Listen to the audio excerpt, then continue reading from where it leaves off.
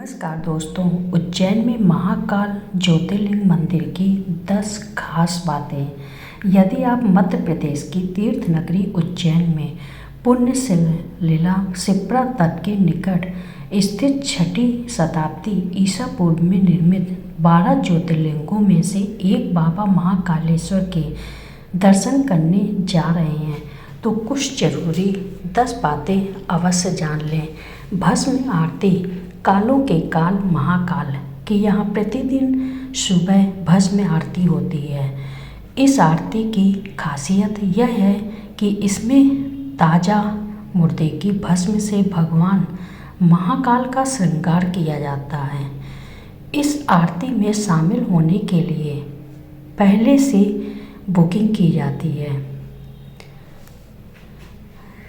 जूना महाकाल के दर्शन करने के बाद जूना महाकाल के दर्शन जरूर करना चाहिए।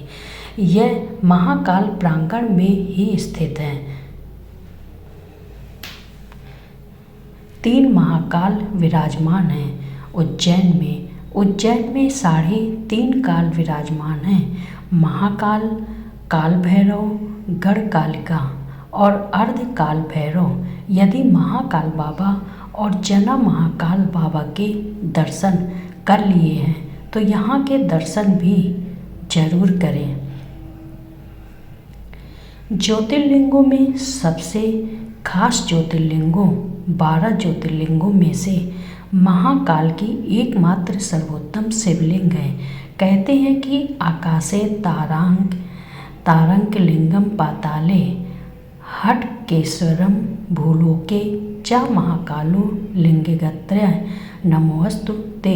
अर्थात आकाश में तारक शिवलिंग, पाताल में हाटकेश्वर शिवलिंग तथा पृथ्वी पर महाकालेश्वर ही मान्य शिवलिंग है। महाकालेश्वर ज्योतिर्लिंग के 3 भाग हैं। वर्तमान में जो महाकालेश्वर ज्योतिर्लिंग है वह 3 खंडों में विभाजित है। निचले खंड में महाकालेश्वर, मध्य खंड में ओमकारेश्वर तथा ऊपरी खंड में श्री नागचंद्रेश्वर मंदिर स्थित है। नागचंद्रेश्वर शिवलिंग के दर्शन वर्ष में एक बार नाग पंचमी के दिन ही करने दिए जाते हैं। गर्भगृह का दृश्य। गर्भगृह में विराजित भगवान महाकालेश्वर का विशाल दक्षिण मुखी शिवलिंग है। इसी के साथ ही गर्भगृह में माता पार्वती, भगवान गणेश व कार्तिकेय की मोहक प्रतिमाएं हैं।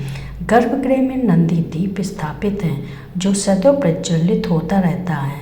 गर्भगृह के सामने विशाल कक्ष में नंदी की प्रतिमा विराजित है। उज्जैन का एक ही राजा है और वह है महाकाल बाबा। विक्रमादित्य के शासन के बाद से यहाँ कोई भी राजा रात में नहीं रुक सकता। जिसने भी यह दुस्साहस किया है वह संकटों से घिरकर मारा गया। यदि आप मंत्री या राजा हैं तो यहाँ रात न रुकें। वर्तमान में भी कोई भी राजा, मुख्यमंत्री और प्रधानमंत्री आदि यहाँ रात नहीं रुक सकता। महाकाल की सवारी। उज्जैन के राजा महाकाल बाबा श्रावण मास में प्रति सोमवार नगर भ्रमण करते हैं और अपनी प्रजा को देखते हैं। महाकाल की सवारी में किसी भी प्रकार का नशा करके शामिल नहीं होते हैं। महाशिवरात्रि के दिन समूचा शहर शिवमय हो जाता है। चारों ओर बस शिव जी का ही गुंजन सुनाई देता है। सारा शहर बाराती बन शिव विवाह में शामिल होता है। क्यों कहते हैं महाकाल?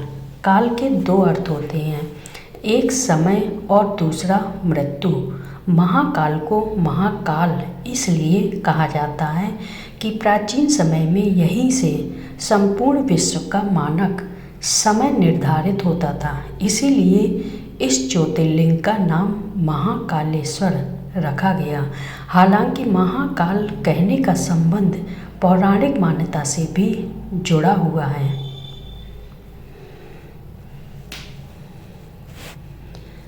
महाकाल की पौराणिक कथा के अनुसार इस शिवलिंग की स्थापना राजा चंद्रसेन और गोप बालक रूप की कथा से जुड़ी है।